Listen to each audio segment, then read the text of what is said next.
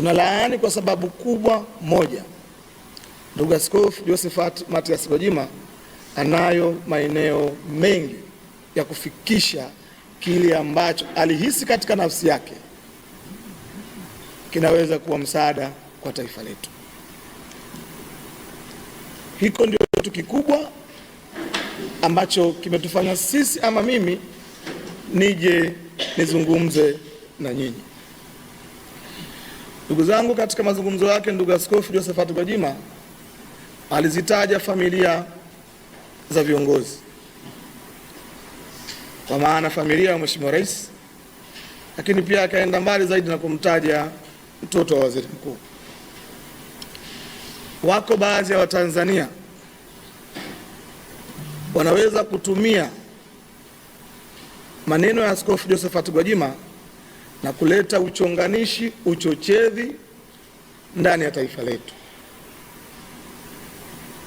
Wako wengine ambao walikutwa na kadhia hiyo katika familia zao, wanaweza kutumia hasira zao kwenda kuzuru familia zilizotajwa na Askofu Josephat Mathias Gwajima, na hatimaye ndani ya taifa letu tukaingiwa na mtafaruku mkubwa usiokuwa na mwisho. Kwa sisi binafsi ama mimi binafsi nimefadhaishwa mno na kile ambacho Askofu Josephat Mathias Gwajima amekiwakilisha kwa umma. Na katika mazungumzo yake ndugu Askofu Josephat Gwajima alitoa ushauri wa upatikanaji wa wakuu wetu wa vyombo vya dola kwa taifa letu. Sisi sote tunafahamu wakuu wetu wa vyombo vya dola katika taifa la Tanzania wanapatikana kwa mujibu wa katiba ya nchi yetu na si vinginevyo. Haijawahi kutokea ndani ya taifa la Tanzania kupatikana mkuu wa chombo chochote cha dola kwa utashi wa rais au kiongozi mwenye mamlaka ya kufanya hivyo. Mkuu yoyote wa chombo cha dola ndani ya taifa la Tanzania anapatikana kwa mujibu wa katiba ya nchi yetu. Kwa kwanza naomba nimkumbushe Askofu Josephat Gwajima, viongozi wetu waliokuwa na dhamana ya kuliongoza taifa hili hawajawahi kufanya uteuzi wa nafasi yoyote nyeti ya taifa letu kwa kuamini uswaiba, mahaba ya mtu kwa nafasi anayompatia. Mara zote anayeteuliwa huwa anateuliwa kwa utendaji wake wa kazi, uzalendo kwa nchi yake, lakini pia uzoefu wa namna alivyotumikia taifa letu kwa maeneo mbalimbali. Kwa hiyo si kweli kwamba wako baadhi ya wakuu wa vyombo vya ulinzi wameteuliwa kwa matashi ya watu wenye mamlaka ya kufanya hivyo. Lakini Askofu Josephat Gwajima akaenda mbali na kusema yeye anayo maeneo kwenda kuzungumza na akayaainisha. Lakini moja ya eneo ambalo akasema hawezi kulifikisha jambo hilo ni kwa Mheshimiwa Rais, kwa sababu ni sehemu ya wanufaika wa hayo. Ndugu zangu, mimi na nyinyi ni mashahidi. Rais wa Jamhuri ya Muungano wa Tanzania wa awamu ya 6 na awamu zote zilizopita, wanufaika lolote baya au ovu dhidi ya Mtanzania yoyote kwa taifa letu. Mimi na nyinyi ni mashahidi.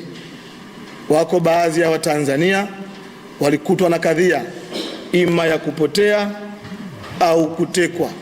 Rais wetu ameonyeshwa kuguswa na kuchukizwa na hayo. Wako baadhi yao amechangia matibabu yao pale ambapo walipatikana. Ni ishara tosha kwamba rais wetu si sehemu ya kunufaika na hayo aliyozungumza. Ndugu zangu, hivi sasa tupo katika kipindi kizito cha uchaguzi. Miezi michache ijayo taifa letu la Tanzania litaingia katika uchaguzi. Tunapokwenda katika uchaguzi, tunawasihi na kuwataka wale wote ambao wana nafasi mbalimbali, aidha za kutuwakilisha katika vyombo vya dola, ima ndani ya vyama vya siasa, matamshi yao wanayoyatoa wayatazame, wanazungumza nini, wanasema wapi na katika eneo gani. Kipindi tulicho nacho si kipindi cha kuzungumza maneno ambayo yataleta adha, kero, shida na changamoto kubwa katika taifa letu la Tanzania. Kipindi hiki wako baadhi ya wanasiasa wasiotakia mema taifa letu la Tanzania, ndio kipindi ambacho hupenyeza na kupitisha agenda mbalimbali zenye kulifarakanisha taifa letu la Tanzania. Kwa tunawasihi sana wale wenzetu wenye nafasi mbalimbali kutazama kinywa chao kipindi ambacho wanakwenda kuzungumza. Tutakumbuka mambo haya ya utekaji, upoteaji ndani ya taifa letu la Tanzania. Awamu ya 6 si mara ya kwanza kutokea, na hakuna Mtanzania yoyote, awe wa CCM awe wa nje ya Chama cha Mapinduzi, anayefurahishwa na mambo ya namna hiyo. Hakuna Mtanzania aliyotayari kushuhudia, hakuna Mtanzania aliyotayari kuona Mtanzania mwenzake anapotea na watu wasiojulikana au kwa hila za kisiasa. Hatuko tayari dhidi ya hilo. Kwa hiyo wanasiasa wasitumie mambo haya kama mtaji wa kisiasa tunapoelekea. Wanasiasa wasitumie mambo haya kama mtaji wa kutafuta huruma kwa wananchi kwa kipindi hiki tulicho nacho. Tunawaomba wanasiasa wetu ndani ya taifa letu, tumieni kazi mlizozifanya kwa wananchi wetu kuwa kama kielelezo cha nyinyi kurudi katika nafasi mlizo nazo. Msitumie uchonganishi kwa wananchi kama sehemu ya kujipatia uhalali wa kurudi katika nafasi mlizo nazo. Kwa Askofu Josephat Gwajima anasema taifa letu linaweza kupoteza mashirikiano ya kibiashara kwa sababu ya wanaharakati wachache kutoka nchi ya Kenya. Sisi sote ni mashahidi. Tumeshuhudia baadhi ya viongozi wa Kenya wakitoka hadharani na kuzungumza hawakubaliani na kile ambacho wanaharakati wa taifa lao wamekifanya ndani ya taifa letu. Tunashangaa Mtanzania mwenzetu kuamini nchi yetu inaweza kupoteza mashirikiano ya kibiashara eti kwa sababu ya wanaharakati ambao taifa lao wenyewe limewakana hadharani. Nyinyi ni mashahidi. Ustawi wa diplomasia ndani ya taifa letu ni hali ya juu, na uthibitisho wa hilo ni juzi tu nchi mbalimbali ya Afrika zimemchagua Profesa Janabi kuwa mkurugenzi wa WHO kanda ya Afrika. Hicho ni kielelezo tosha kama bado taifa la Tanzania linaaminika na linakubalika kwa mataifa mbalimbali ya Afrika na nje ya Afrika. Ndani ya taifa letu la Tanzania tunazo sheria zetu. Hatuko tayari kuona mtu aliyetoka nje ya taifa letu kuvunja sheria zetu kwa sababu tu ni mwanaharakati kutoka nchi nyingine. Jambo hilo hatuko tayari nalo. Wako baadhi ya Watanzania walisharejeshwa kwa kuishia airport baadhi ya nchi mbalimbali. Inapotokea nchi yoyote inapoona hujakidhi vigezo na sheria zao kuingia katika nchi yao, ni jambo la kawaida kurejeshwa nyumbani kwenu.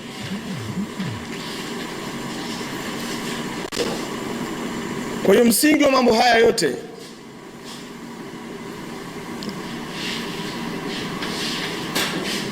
na kuwaiteni ni kulaani yale yote ambayo yametolewa, kwa sababu tu tunaamini ni kuchochea wananchi, ni kuchochea Watanzania, hasa kwa kipindi hichi tulicho nacho. Na kiomba chama changu cha Mapinduzi, tunapoelekea katika mchakato wa uchaguzi mwaka huu, mabadiliko ya katiba yaliyofanywa na chama chetu ya kwamba sasa kabla ya wanachama kushiriki katika mchakato wa kura za maoni, tutajaza fomu, na mara baada ya kujaza fomu tutaanza vikao vya uchujaji na hatimaye kurejesha wale wachache waliokidhi sifa na vigezo vya chama chetu pamoja na katiba ya Jamhuri ya Muungano wa Tanzania. Tunakishauri chama chetu cha Mapinduzi wakati huu ituangalie na iwaangalie sana, imulike sana wale wote watakaojitokeza kuchukua fomu ndani ya chama chetu. Ikibidi, tunaamini chama chetu kinasema binadamu wote ni sawa,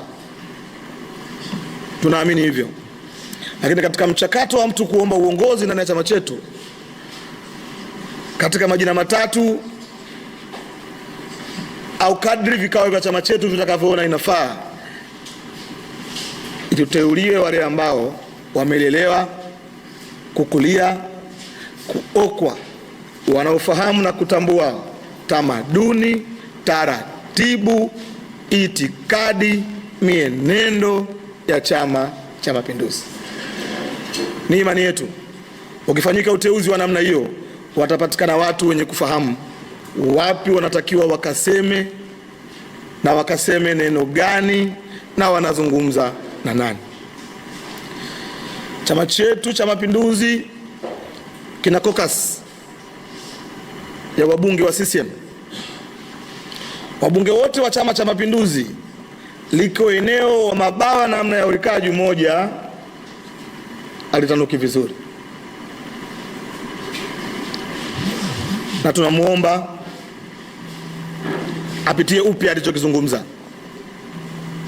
na kwa kuwa amesema atarudi tena kuja kutueleza, nasi atakaporudi tutarudi kuja kuzungumza na ninyi. Na tutakiomba Chama cha Mapinduzi,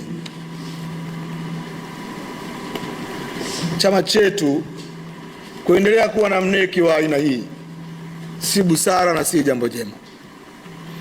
Chama chetu kuendelea kuwa na mbunge wa aina hii si busara na si jambo jema.